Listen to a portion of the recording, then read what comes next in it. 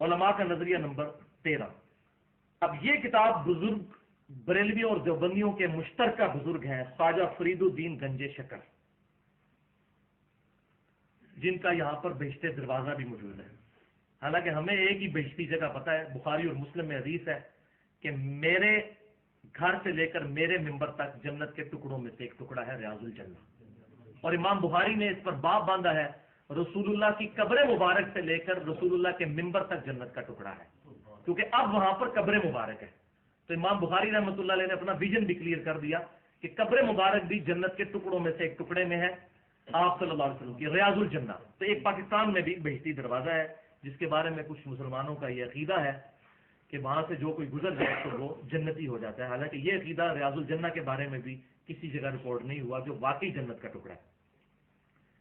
اچھا، بہرحال یہ ان کی کتاب ہے حشت بہشت، جس میں 8 بزرگ جو چشتی سلسلے کے بزرگ ہیں ان کے حالات زندگی جمع کیے گئے ہیں۔ اس میں سے ایک فوائد السالکین ہے، صفحہ 19، اور شبیر بردرز لاہور کی شائع شدہ ہے۔ شبیر بردرز جو ہے یہ اس وقت بریلوی مکتبہ فکر کا سب سے بڑا ادارہ ہے جو کتابیں چھاپ رہا ہے۔ دوسرے نمبر پر ضیاء القرآن ہے، تیسرے پہ فرید بک سٹال ہے۔ یہ وہ شائع کرتے ہیں بریلوی اور دیوبندیوں کے مشترکہ بزرگ خواجہ فرید الدین گنج شکر صاحب کی طرف منسوب، مطلب ہمیں تو کنفرم نہیں، لیکن چونکہ وہ کہہ رہے ہیں نہیں یہ معرفت کی بات ہے، صحیح لکھی ہے۔ اب آگے وہ کریٹیکل بات جس کے میں پچھلے لیکچر سے حوالے دیتا آ رہا ہوں۔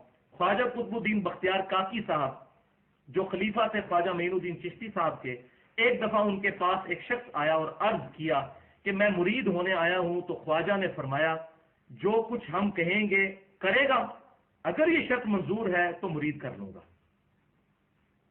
اس نے کہا کہ جو کچھ آپ کہیں گے میں وہی کروں گا۔ ان کو کیا پتا تھا یہ کیا کروانے لگے؟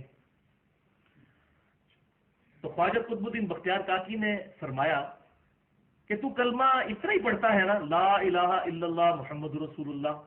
تو اس نے کہا جی ہاں۔ تو فرمایا تو اب ایک بار اس کلمے کو یوں پڑھ، لا الہ الا اللہ چشتی رسول اللہ والعیاذ باللہ۔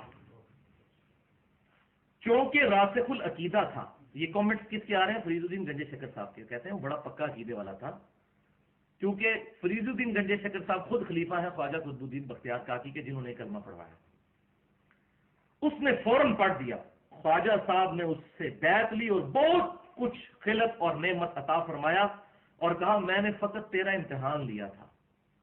یہ اینڈ پہ نا وہ ایسی بات کر دیتے ہیں، اٹھو مت بیٹھو، پتہ ہی نہ چلے کہ اٹھنے کا کہا ہے کہ بیٹھنے کا، یہ اٹھو مت بیٹھو۔ میں نے فقط تیرا امتحان لیا تھا کہ تجھ کو مجھ سے کس قدر عقیدت ہے، ورنہ میرا مقصد یہ نہ تھا کہ تجھ سے کلمہ پڑھواؤں۔ بھائی مقصد ہے تھا یا نہیں تھا؟ اس کے بعد انہوں نے دوسرا کلمہ کو نہیں پڑھوایا، لہذا وہ کفر میں ہی مر گیا۔ اس کے بعد دوبارہ کلمہ پڑھانا چاہیے تھا نا۔ کیا صحابہ کرام علیہم رضوان مسلمان کرنے کے لیے یہ کلمہ پڑھواتے تھے لا الہ الا اللہ ابو بکر رسول اللہ؟ کبھی نہیں۔ اگر صحابہ کرام نے یہ کام نہیں کیا تو ان لوگوں کو کس نے اجازت دی ہے کہ وہ اپنے ناموں کا کلمہ پڑھوا کر امتحان کریں؟ امتحان کرنے کے تو اور کئی طریقے موجود ہیں۔ یعنی وہ بیچارہ بیعت ہونے آیا تھا، ایمان سے بھی جاتا رہا۔ اب ذرا سن لیجئے وحی کا فیصلہ، صحیح بخاری اور مسلم کی متفق علیہ حدیث ہے۔ عبداللہ بن عمر رضی اللہ تعالیٰ عنہ کہتے ہیں نبی صلی اللہ علیہ وسلم نے فرمایا اسلام کی بنیاد 5 چیزوں پر ہے، بنیاد یہ لادی ہے، اور پہلا فرمایا لا الہ الا اللہ محمد رسول اللہ صلی اللہ علیہ وسلم کی گواہی دینا۔ یہ صحیح مسلم کی پہلی حدیث بھی ہے، حدیث جبریل والی۔ دوسرا نماز قائم کرنا، تیسرا زکوٰۃ ادا کرنا، چوتھا حج، اور 5واں رمضان کے روزے۔ یہ ہے وحی کا عقیدہ کہ کلمہ بنیاد ہے، اس کو جو ہلائے گا۔ تو اب آپ دیکھ لیجئے، اچھا اب اسی کے اوپر بریلوی اور دیوبندیوں کے مناظرے بھی رکھے ہوئے یوٹیوب پہ۔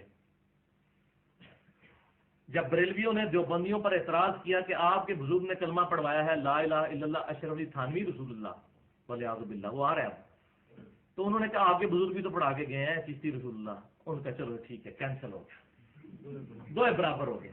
یہ بالکل اس طریقے سے ہے کہ اگر کوئی شخص یہ کہے میرا بیٹا اسکول میں فیل ہو جائے اور میں پوچھوں بیٹا تو کیوں فیل ہوا، تو کہ ابو جی آپ کے دوست کا بیٹا بھی فیل ہو گیا، تو میں کہوں ہاں بالکل ٹھیک ہوا ہے۔ بھائی دونوں غلط ہیں، اور یہ مناظرے کرتے ہوئے شرائط رکھتے ہیں کہ اگر ہم نے کوئی ایسی گستاخی آپ کے بزرگ کی نکالی جو کفریہ ہوئی تو آپ نے فتویٰ لگانا ہے. ہاں اگر آپ نے اس کے مقابلے پر ہمارے بزرگ کی کوئی نکال دی تو پھر نہ ہم آپ پر فتویٰ لگائیں گے نہ اپنے پر.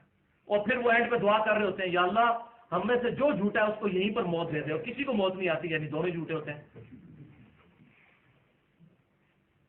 کیونکہ پھر دونوں ہی جھوٹے ہوئے نا.